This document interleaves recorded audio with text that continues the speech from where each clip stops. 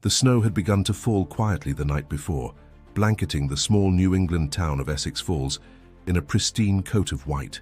Christmas morning arrived with the scent of cinnamon drifting through the Whitmore household, the fireplace crackling softly as Sarah finished preparing breakfast. Michael had just placed the last of the presents under the tree, smiling to himself, proud of the joy he hoped to see in Jonah's eyes. Jonah, their only child, had turned 8 just 2 months earlier. He was curious, imaginative, and always full of questions about the stars, dinosaurs, and why birds flew south for the winter. His presence filled the home with a kind of light that even the darkest days couldn't dim. That morning he'd woken earlier than usual, the excitement of Christmas too much to keep him in bed. He scrambled down the stairs in his green and blue flannel pajamas, his hair tousled from sleep. "Mom, Dad, Santa came," he shouted, diving beneath the tree to examine the packages. Sarah laughed, wiping flour from her hands. "Wait for us, sweetheart. Breakfast first, then presents." "But can I open just one?" he pleaded, holding up a small box wrapped in silver paper. Michael chuckled. "All right, just one. But save the big one for later." Jonah eagerly tore into the gift, revealing a model spaceship kit. He grinned from ear to ear, already planning how he'd build it that afternoon. Then, without a word, he stood up and walked toward the front window. Sarah watched as his breath fogged the glass. "What do you see, kiddo?" Michael asked. "There's a rabbit outside," Jonah replied. "It's just standing there. Can I go look?" Michael started to respond, but the words caught in his throat. Sarah shook her head. "Just watch from the window, baby. It's too cold and—" But Jonah was already at the door. They didn't hear it open. They didn't hear it close. By the time Sarah called his name again, the house had gone still. She walked to the door, confused. "Jonah?" The cold burst in as she swung it open. The porch was empty. Only one set of footprints marked the untouched snow, leading away from the house and into the woods that bordered their backyard. "Michael," she said, her voice cracking. "He's gone." What followed was a blur of panic and disbelief. They shouted his name, their voices echoing through the trees. Neighbors joined in. An hour later, the police arrived. By nightfall, the search party had grown to over 50 people, scouring the frozen landscape with dogs, flashlights, and drones. But Jonah was nowhere to be found. There were no signs of struggle, no witnesses, no unusual tire tracks, just a single small footprint path disappearing into the forest, and eventually vanishing where the snow had grown deeper. Detective Harold Reynolds, a seasoned investigator nearing retirement, took the lead on the case. He stood grimly in the Whitmores' living room, staring at the now silent Christmas tree. "Did he have a habit of wandering off?" he asked. "No," Sarah answered immediately, eyes red and puffy. "He was careful, always asked before going anywhere." Michael nodded. "We were right here. He was right there. Did he know anyone who might have wanted to take him?" Reynolds pressed. The silence was deafening. News of Jonah's disappearance spread quickly. By the next morning, his face was on every local broadcast, his school photo shared thousands of times on social media. Essex Falls, a town where people left their doors unlocked and kids rode bikes till dusk, was suddenly thrown into fear. Christmas lights blinked on porches, but the joy had drained from the air. Candlelight vigils were held. Volunteers wore ribbons with Jonah's name. His teachers wept in interviews, describing him as bright and gentle, a child who never once hurt another soul. The search extended into neighboring towns. Helicopters buzzed overhead.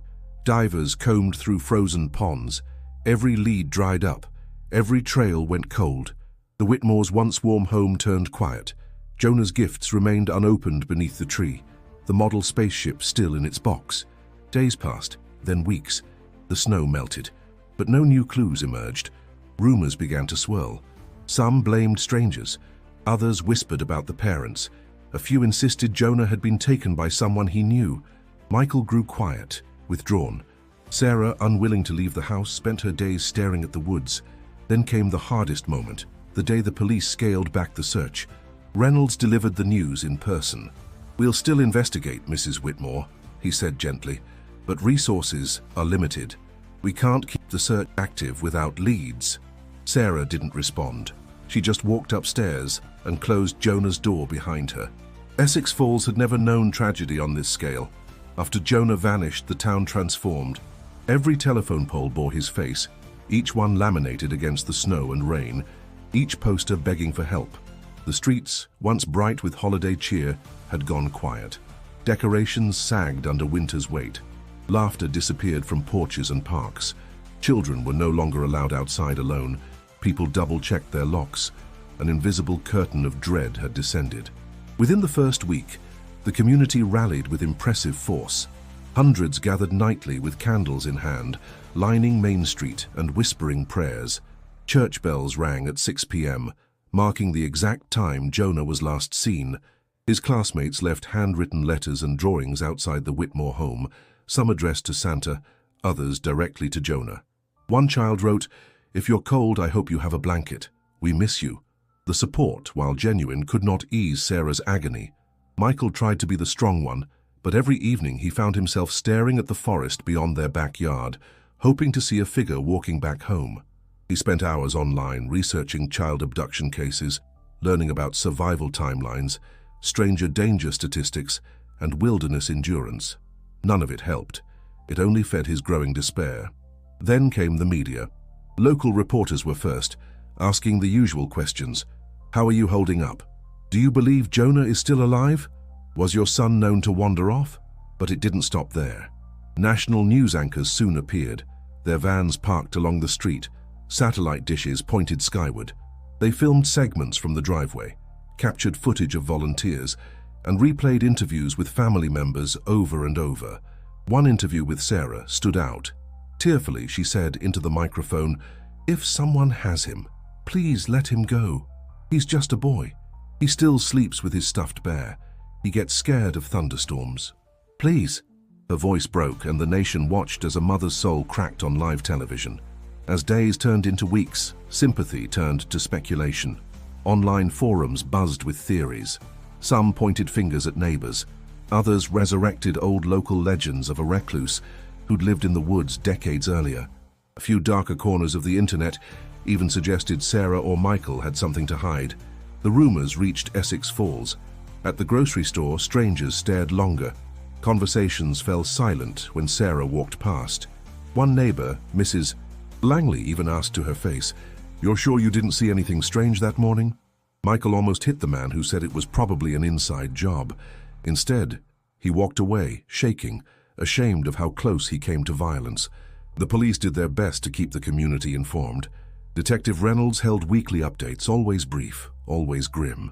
"We're following every lead," he'd say. But with no new evidence and no witnesses, even he began to look defeated. By the time the first anniversary approached, the public's attention had shifted. A new scandal, a new tragedy, new faces on the evening news. But in Essex Falls, Jonah's name still echoed. His photo remained taped to store windows, now faded and curling at the edges. The Whitmore's mailbox overflowed with unopened cards. Reporters had long moved on, but Sarah kept every article, every photograph, every shred of coverage. It was all she had left. Their home froze in time. Jonah's cereal sat unopened in the cupboard. His toothbrush remained in the holder. His shoes stayed by the door where he'd left them the night before he vanished. Sarah refused to pack anything away. When Michael suggested it just once, she locked herself in Jonah's room for 3 days, and slowly, the marriage began to fracture. Michael threw himself into work, volunteering for extra shifts, traveling when he could.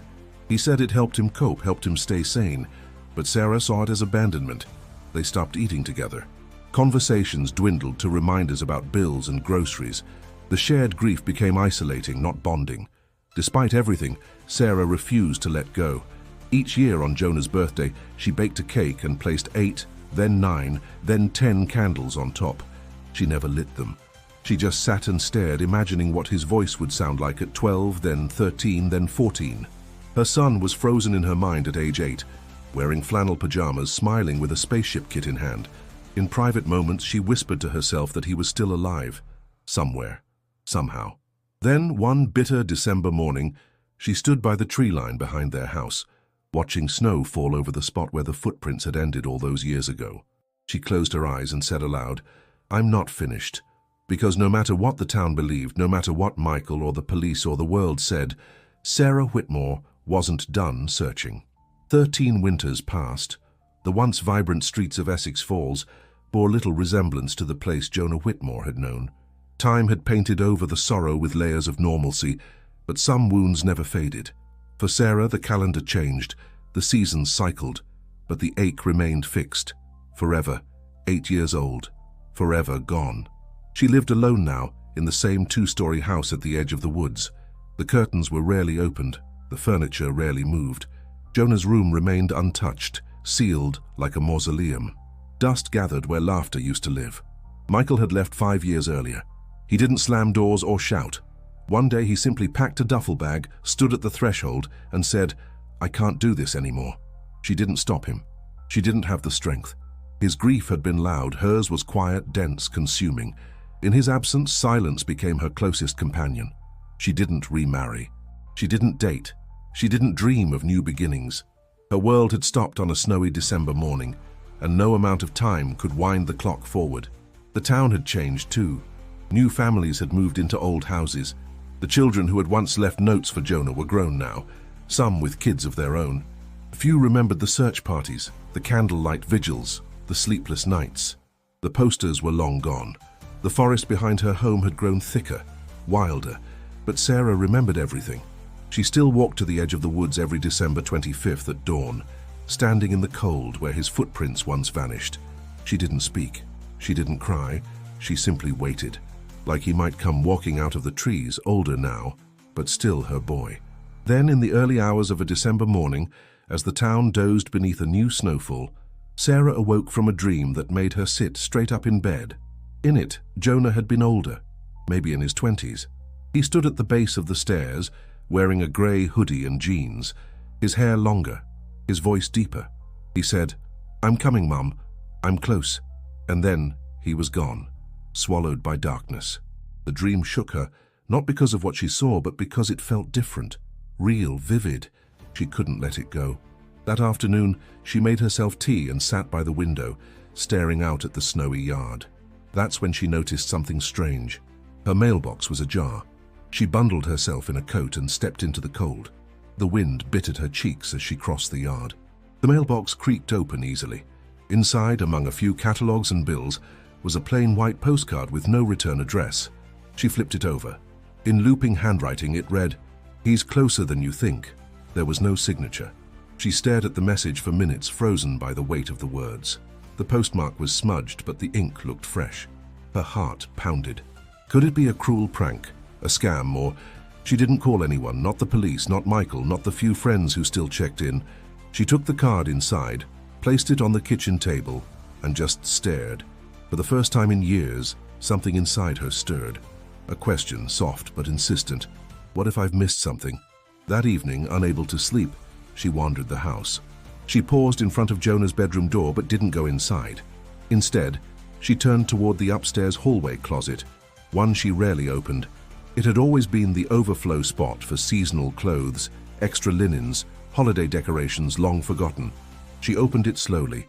The scent of mothballs and cedar greeted her. She moved aside a pile of blankets, an old duffel bag, and a box labeled Xmas Lights 2008. And then she saw it. A small, gift-wrapped box sat wedged against the back wall, covered in dust. It was wrapped in silver paper, the kind Sarah had used the year Jonah disappeared. Her breath caught. She didn't remember wrapping it. She pulled the box out, hands trembling. It was light, maybe a drawing or a toy. The tag read, in Jonah's handwriting, "To Mom." She sat on the floor and unwrapped it carefully, tearing the brittle paper. Inside was a folded piece of paper, a child's drawing. A map, trees, a cabin, and an X marked near a crooked creek. She stared at it, stunned. At the bottom of the box, hidden beneath tissue paper, was a small tarnished locket with the initials JW. Alongside it, a tiny brass key. Sarah's breath caught in her throat. Someone had placed this here, recently. Her pulse quickened. The postcard, the dream, the box. This wasn't over. The map lay unfolded across the kitchen table, its crayon markings faded, but still legible. Sarah traced the lines with her finger. Trees, a creek, and something that looked like a cabin drawn near a crooked X. Jonah's name was written in the bottom right corner, followed by a tiny heart. She hadn't seen his handwriting in over a decade. Her hands shook as she examined the locket again. It was oval, tarnished at the edges, with a tiny hinge that clicked open. Inside was a picture of her and Jonah from a beach trip years ago. She hadn't even known he had a copy of that photo. The brass key beside it was old, narrow and ornate, like something from an antique jewelry box or a diary. She stood there for a long while, unsure what to do next. Logic told her it meant nothing, that maybe she'd just forgotten about an old box of Jonah's. That maybe the dream and the postcard were just products of grief and stress, but something in her refused to believe that. Sarah couldn't sleep. Her thoughts spiraled, looping images of the drawing, the locket, and the key. She rose before sunrise and took the map to Jonah's room, laying it on his desk beneath the spaceship posters and dust-covered books. The moment she stepped inside, she noticed something she hadn't before. His dresser drawer was open an inch, just 1 inch. That drawer had been closed tight for years. She would have remembered. She pulled it open. Inside were old socks, action figures, and buried beneath them, another piece of folded paper. Her breath caught. It was a page torn from a coloring book, scribbled over with a single phrase, "Find the place where the birds don't sing." Her heart pounded in her ears. The next day, with snow beginning to fall again, Sarah drove into town. She didn't go to the police. Instead, she found herself parked in front of a modest one-story house with peeling paint and a crooked porch swing. A familiar figure stood raking leaves from the icy lawn, Detective Harold Reynolds. He looked older, thinner. Retirement had softened him. When he saw her step out of the car, his face tensed with recognition and unease. "Mrs. Whitmore," he said. "It's been a long time." She nodded, clutching the map and box. "I need your help." Inside, over lukewarm coffee, she laid everything out, literally and verbally. She showed him the postcard, the box, the map, the coloring page. She told him about the dream. She left nothing out. Reynolds studied the drawing silently for a long time, his jaw tight, brow furrowed. Then he whispered, "This looks like Crow's Hollow." Sarah blinked. "What's Crow's Hollow?" "A patch of woods about 10 miles east of town," he explained. "Locals used to call it that because no birds ever nested there. Kids told stories, old wives' tales mostly, creepy stuff. But there's a cabin. Was owned by a man named Elroy Kells back in the 80s. Bit of a recluse, birdwatcher oddly enough." Her pulse quickened. "Birds that don't sing," she murmured. Reynolds nodded slowly. "He died in a fire in '94 or so, we thought. There was never a body, just ashes and melted glass." Sarah looked him dead in the eye. "Jonah used to talk about a man in the woods, a man with birds." That gave Reynolds pause. He sat back, fingers steepled beneath his chin. He finally said, "I'll come with you." They left at dawn the next morning, bundled in heavy coats, the map held between them. The road to Crow's Hollow was barely a path now, overgrown and frozen. It took them nearly an hour to reach the clearing where a cabin once stood. Only the cabin was still there. Weathered but intact, its roof sagging under snow, windows dark and dusted. No smoke from the chimney, no footprints, no birdsong. The air felt unnaturally still. Sarah stepped forward, heart hammering. The porch groaned beneath her weight. Reynolds followed close behind, gun holstered but ready. The door creaked open. The smell hit them first, must, mold, something older. The floor was covered in leaves and debris, but there were signs of recent movement. A footprint in the dirt, a shoe print far too small for an adult. Her breath caught in her throat. Reynolds moved ahead, scanning each room. Then he called softly, "Sarah." She stepped into what must have once been a bedroom. Toys littered the floor. A wooden chair sat beneath a boarded window. On the wall were faint marks like someone had scratched tallies into the wood. Days, years. Sarah stared, numb. Then she saw something carved into the far wall. "I was here," and beneath it, in uneven letters, "Jonah." Sarah stared at the name carved into the wall, her breath shallow. Jonah. The letters were uneven, some backwards, like a child's hand had done it long ago, carved not in haste but with the patience of someone who had nothing else to do. Reynolds stepped closer, brushing away dust and cobwebs to reveal more markings. Drawings, pages torn from old books pinned to the wood. A line of paper stars dangled from the ceiling, brittle and yellowed. Beneath the floorboards, they found a stack of paper folded tightly, preserved in a rusted tin lunchbox. They sat on the porch, gloves on, fingers numb from the cold as they unfolded the pages one by one. Each sheet was filled with childish scrawl, diaries, observations, sketches, and dates that stretched years beyond Jonah's disappearance. "This can't be," Reynolds murmured. "These go up to 2017. Sarah's heart pounded. He was alive. For years.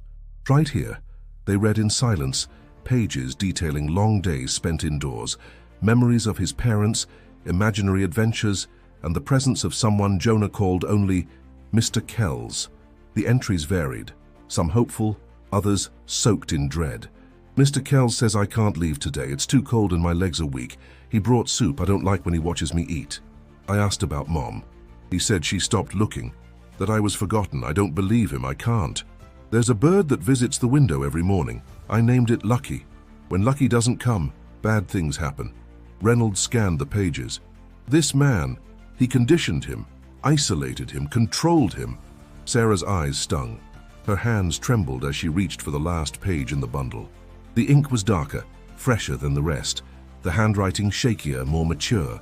She read aloud, "Tomorrow is Christmas Eve. I'm going to try again. The man fears the orchard. I'll go there. If you find this..." I tried. A gust of wind blew through the broken doorway, rustling the edges of the diary. For a moment, the entire world stood still. Reynolds stood. "We need to report this. The department can reopen the case with this." Sarah didn't move. Her eyes remained on the paper. "Why would he write that here?" she whispered. "If he was planning to leave, why hide it?" He hesitated. "Maybe he didn't want the man to see it." She shook her head. "No.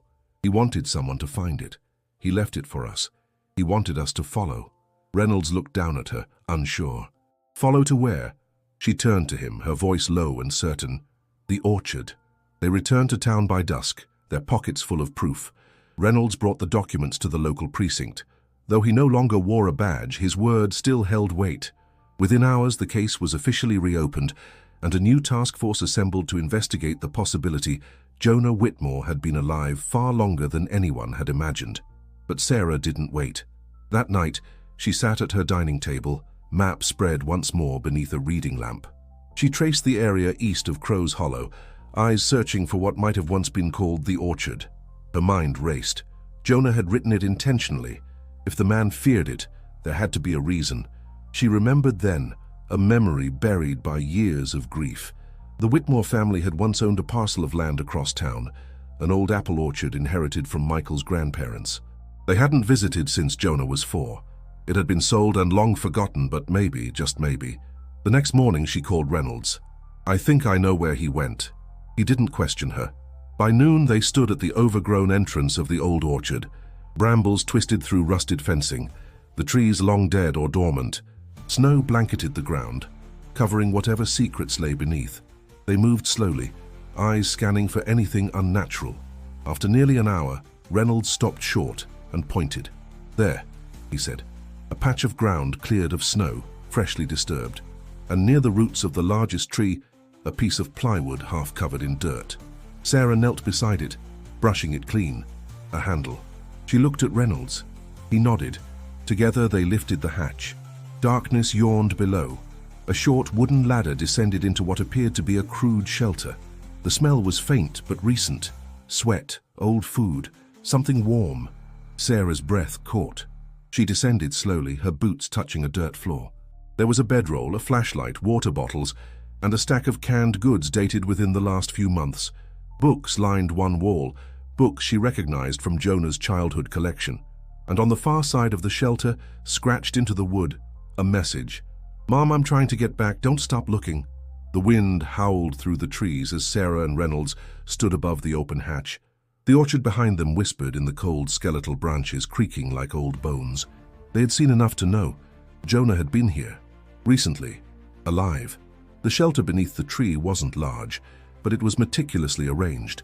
A cot fashioned from blankets and hay. Shelves carved directly into the dirt walls, holding paperback books, half-eaten granola bars, water jugs. A flashlight sat near the pillow, batteries still good. A pair of worn sneakers rested by the ladder, soles barely holding together. Sarah ran her fingers across the wall where Jonah's message was scratched. She mouthed the words to herself, "Don't stop looking." Reynolds called the station immediately, ordering a full team to secure the site. But Sarah couldn't leave. She walked the perimeter, searching for anything that might explain where Jonah had gone. A trail, a note, anything. She found the tin box beneath the cot. Inside were pages, dozens more entries. Older now, clearer. Jonah's thoughts no longer those of a child but a teenager grasping at sanity. "I've been out 3 times, I only go at night. I don't know if he's watching. I don't care anymore. I'm not his anymore. I saw headlights through the trees, I almost ran for them, but I remembered what happened last time. I think he's gone. I think he's finally dead, but I can't trust it. Not yet." Reynolds scanned the entries and muttered, "This isn't just a kidnapping. This was a prison. And someone built it to last." They returned to the cabin that night, this time with law enforcement in tow. Officers swept through Crow's Hollow with floodlights and dogs. The old building, once dismissed as abandoned, became a central crime scene. They found more in the main room. Faded photographs, newspaper clippings about the Whitmore case, even a VHS tape labeled Home, with no further details. Sarah didn't want to know what was on it, but what caught the attention of every investigator was the hidden room beneath the cabin floor. They found it by accident. One officer noticed irregularities in the floorboards near the fireplace. Beneath them, another narrow hatch. This one sealed shut with rusted nails. It took 2 crowbars to pry it open. What lay beneath chilled even the most seasoned officers. It was an underground chamber, barely tall enough to stand in, lined with insulation and plastic sheeting. A single mattress in the corner, buckets, chains affixed to the wall. A calendar on the far side stopped in 2012. Countless marks scratched into the walls, perhaps days, perhaps punishments, and drawings, dozens of them, pinned or taped or nailed up. Crayon, charcoal, pencil, faces, eyes, trees. A recurring figure, tall and faceless, looming above a small boy. One drawing showed the boy running toward a house with a lit window. Another showed a bird, wings outstretched, bleeding from the chest. Reynolds stood in the middle of the room, jaw clenched. "He lived here for years." Sarah couldn't speak. She crouched by the drawings, hands to her mouth. The emotion that welled in her chest was too big for words. Rage, sorrow, guilt, disbelief. She looked at the chains.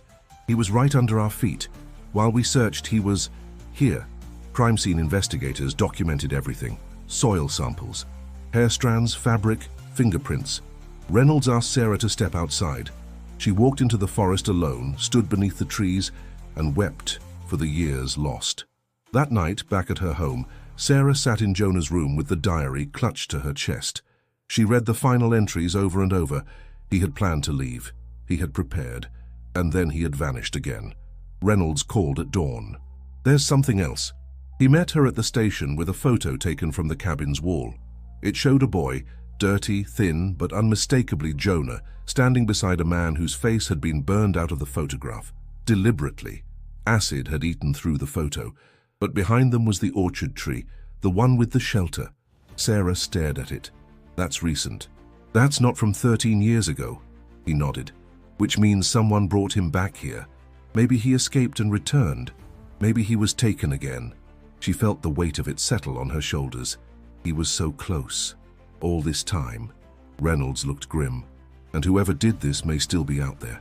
They didn't sleep that night. Not her. Not Reynolds. Not the officers combing through decades of missing persons files. And certainly not the town of Essex Falls, which now understood the nightmare had never really ended. Sarah sat by her window as the first snow began to fall again. She whispered into the dark, "I'm coming, Jonah. I swear to you, I'm coming." The journal pages were unlike anything Sarah had ever read. They were raw, intimate, soaked in the confusion and terror of a child who had been made to question everything he knew. The earliest entries, barely legible, were scribbled in a shaky hand. As the years went on, the writing matured, but the pain never lessened. Day 48. I asked if I could go outside. He said not today. He brought a bird again. It was dead. He made me hold it. Day 116. He said my mum gave me away, that I was too much trouble. I don't believe him, but what if he's right? Year 3. I don't know my real age anymore. He says it doesn't matter. He calls me boy, not Jonah. Never Jonah. Sarah read until her eyes burned. Reynolds had taken some pages to be scanned and analyzed, but left the bulk of them in her care.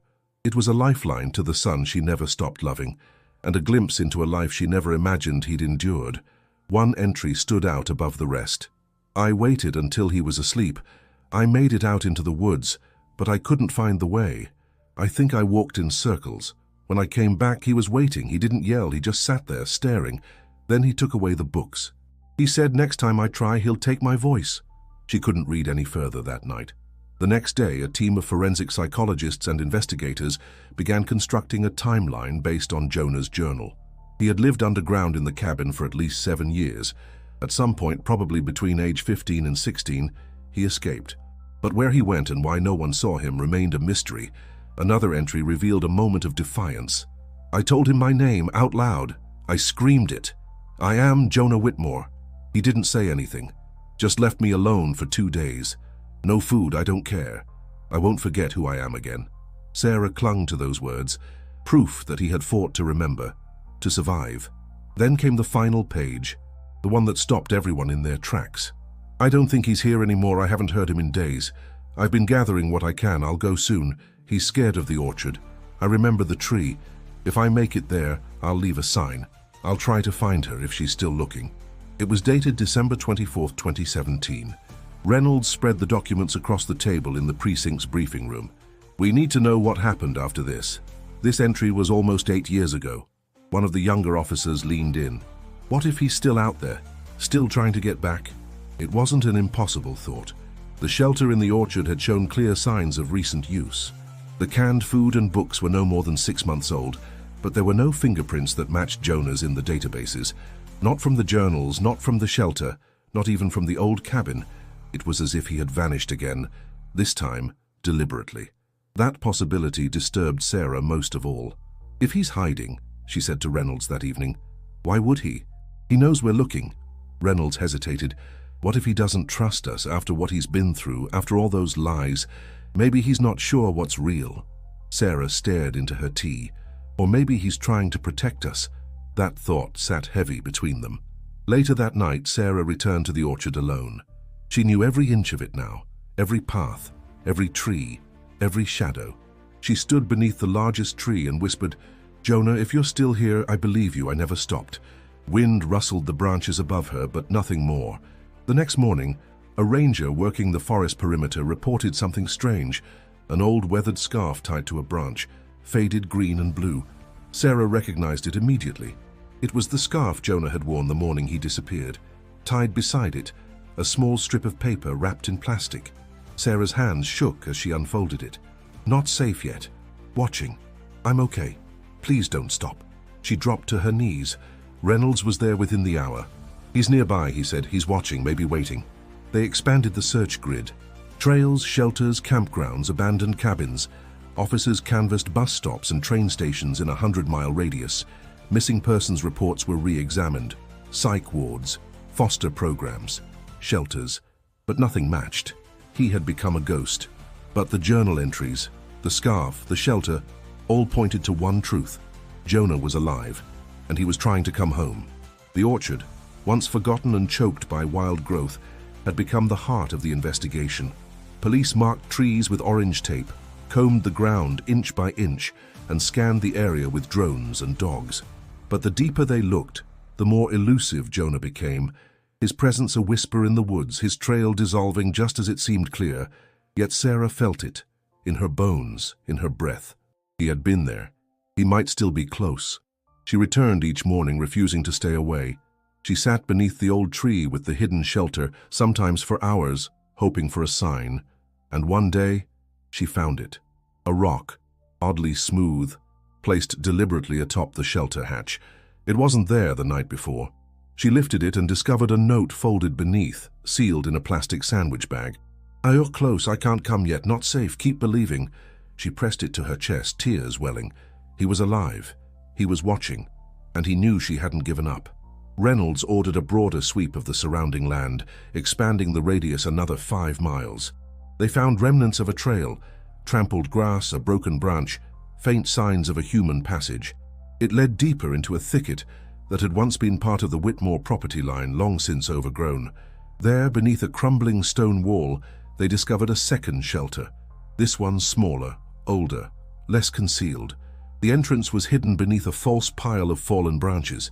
Inside, signs of recent use, an empty canteen, a pile of tattered blankets, a flashlight with corroded batteries, and in the corner, a plastic grocery bag filled with books, children's books, the kind Sarah used to read to Jonah before bed. There was something else, a carved message on the interior wall. Not yet. Still watching. They set up surveillance but found no movement, no return. Whoever had been staying there was gone. Reynolds called in a profiler from the FBI. Her analysis was chilling. He's moving intentionally. He's evading detection. He has survival knowledge, emotional control, and deep fear of contact. But the messages to Sarah, those are cracks in the armor. He wants connection. He wants home. Sarah listened to the profile, but she didn't need an agent to tell her what she already knew. Jonah was out there, not running from her, just waiting for the right moment to return. That night, she sat alone in the orchard again. Wind moved softly through the trees. Her flashlight cast long shadows across the snow. "Jonah," she said quietly, "I forgive you. Whatever you had to do, whatever you think you've become, you're still my son. I will wait until you're ready. I'm not going anywhere." The trees offered no reply. 3 days later, a hunter hiking beyond the southern edge of the orchard reported seeing someone dart between trees, a young man, thin, in dark clothes, carrying a backpack. By the time officers arrived, he was gone, but they found a shoe print in the mud. Small, narrow, a perfect match for the one found near the cabin. More proof. Then came the most significant find. Behind an ancient apple tree with twisted roots, they uncovered another hiding place. This one had been more carefully constructed, boards nailed together, insulated with blankets, hidden beneath a layer of brambles that had been meticulously arranged. Inside were food wrappers, bottled water, and a notepad. On the first page, written in black ink, was a message: "I see the lights. I hear you call. I want to come back." But he's not gone. Sarah gripped the paper tightly. She turned the page. "He's watching from far now. I think he waits for me to come out. I don't know what he wants." The final page was dated just days before. "You'll find me soon. I'm trying. Just don't bring them all. Just you." It was signed for the first time, Jonah. Sarah read the note over and over. Not the police. Not the FBI, just her. She showed it to Reynolds, her voice steady. "I need to go out alone." He resisted. "It's too dangerous. If he's being hunted, if someone else is still involved." "He asked for me," she said. "If I don't go, he might disappear again. Maybe for good." After long debate, Reynolds agreed, but only with silent surveillance nearby. So, the next night, Sarah returned alone. No officers, no lights, just her and the cold. She waited beneath the tree, clutching Jonah's scarf around her neck. The forest was still. Then she heard it. A branch crack, a breath, and a voice, soft and hoarse from disuse. "Mom!" The voice was barely audible, carried by the wind, but Sarah knew it instantly. She turned slowly, afraid that a sudden move would make it vanish like a dream. "Jonah?" she whispered. There, between the trees, a shadow stepped into the moonlight.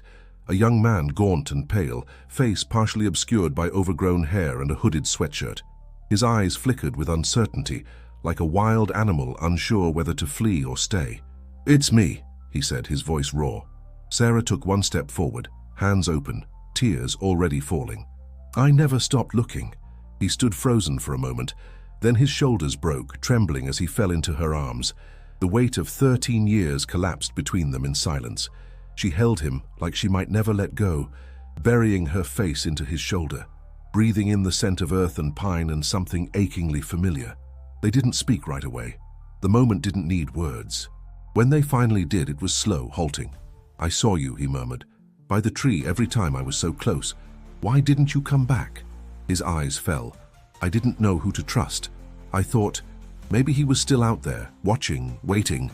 Sarah nodded gently. "You're safe now." They walked together through the orchard, her arm around him. Officers emerged cautiously as they approached the road, flashlights low, weapons holstered.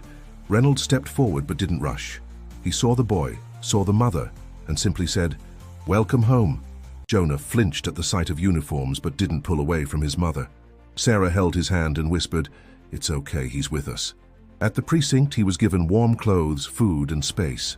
Medical staff examined him carefully. He was underweight, dehydrated, but remarkably strong. No signs of drugs, no serious infections. The scars, they said, were mostly internal. The first hours were delicate. He barely spoke, retreating when questioned. But when Sarah was near, he stayed calm. Her presence anchored him. Over time, the pieces began to fall into place. In a quiet room with Sarah and Reynolds beside him, Jonah told his story. His voice trembled, but he didn't stop. "He took me right after I opened my present," Jonah began. "I followed the rabbit. I didn't know it wasn't real. Then something covered my mouth. Everything went dark." He was kept blindfolded for the first days. The man, whom he only knew as Kells, never struck him, but used manipulation and fear. Isolation became his prison. Every time Jonah asked about his parents, he was told they had moved on. "I believed him at first," Jonah admitted. "He said you gave me away, said you wanted a quiet life, no more messes." Sarah broke down and he paused, reaching for her hand. "But something inside me never forgot. Not really. I remembered the beach, the pancakes, the stars on my ceiling." He spoke of the underground room, the drawings, the silence, the way time blurred until years passed without him knowing. He tried to escape twice. The first time he made it as far as the orchard before he was caught. After that, Kells moved him. He kept me moving. Tents, old barns, hiding places. Said the world had changed, that I wouldn't survive out there. But eventually the man grew weaker, older. Jonah suspected illness, maybe paranoia. One day, he simply didn't return. Jonah waited, then ran. I didn't know where to go. I remembered the orchard, I remembered the tree. He had lived alone for nearly a year before revealing himself, watched from a distance, left clues, hoping someone would still care. Sarah listened, aching for every lost moment. That night, they let him go home. The media exploded.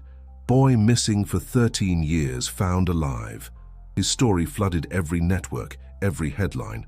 But Jonah wasn't ready for that world, so they stayed silent, issuing only a brief statement. Jonah Whitmore has been safely reunited with his family. We ask for privacy as he recovers. Michael flew in the next day.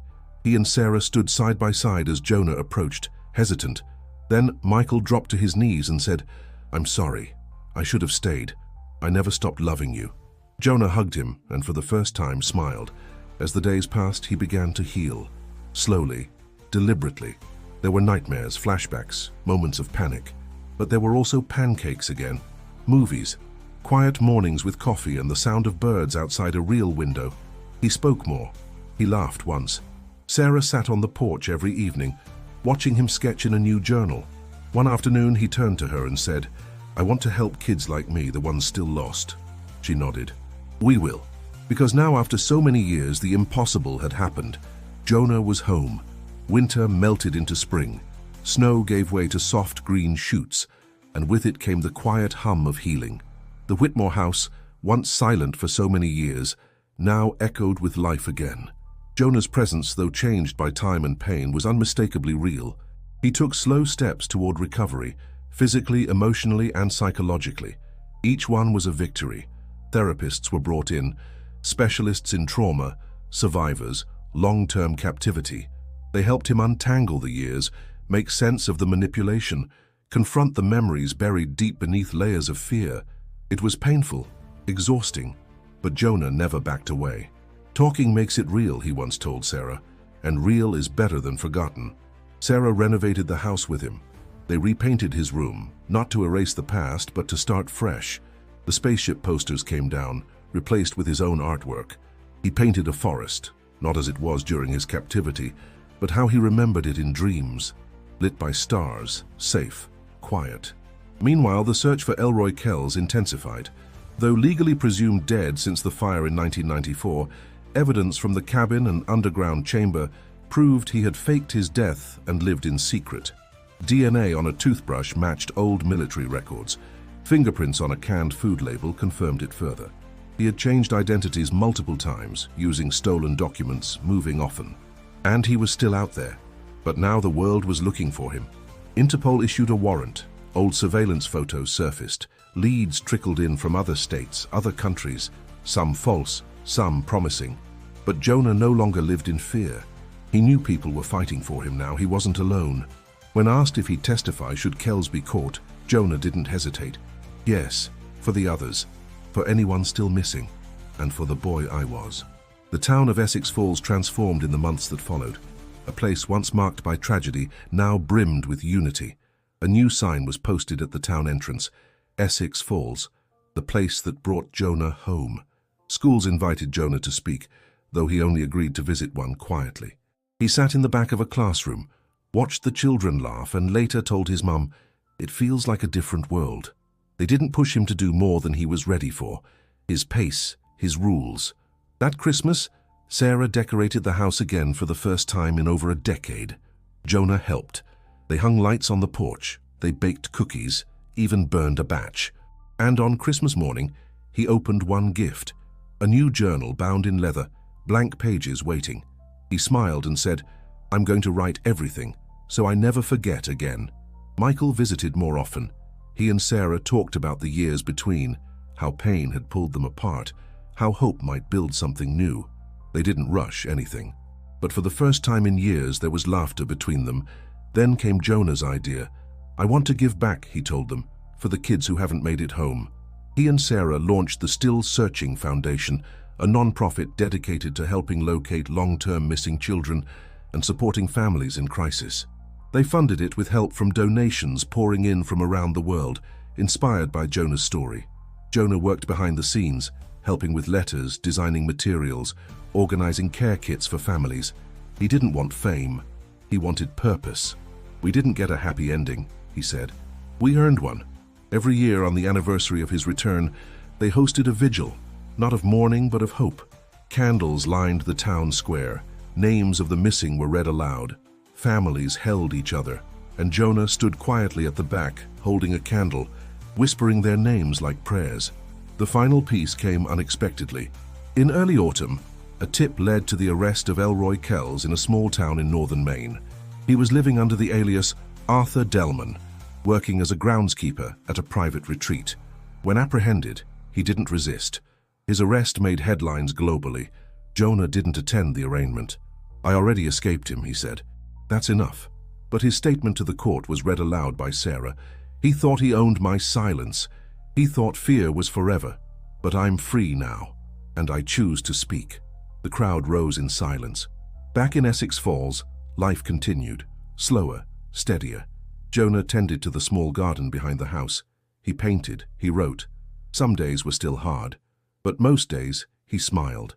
And every night, Sarah whispered the same words before bed like a ritual carved into time.